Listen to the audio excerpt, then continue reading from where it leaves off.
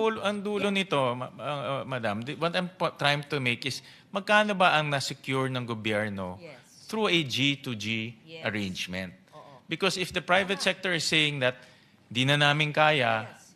kailangan namin ng tulong ng gobyerno, ano na ang nagawa ng gobyerno? Yes. Para meron kami as consumers, constituents, kampante kami na merong naka-line up na ginawa ng gobyerno. That is the point I'm trying to make. Pero I'm getting very vague answers. Kung vague yung answers po nyo, paki-clarify. And we're asking now the DOE and PNOC. Pakisagot po, on your level, kung anong alam nyo na G2G negotiations and firm contracts and dates of delivery and volume. Thank you. For the G2G negotiations, there is none finalized yet. But for the transaction with the private sector, the PNOC has already ordered at least one batch for this. I think it will come this week or next week. Sagutin po muna sana yung sa chair.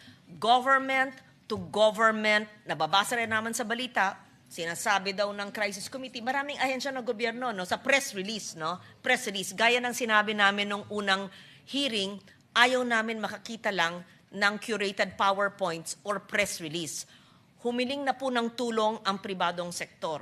Nandito po ang DOE at ang PNOC at lahat ng ahensya represented. Meron na ba hong nagaganap na pag-uusap na government to government?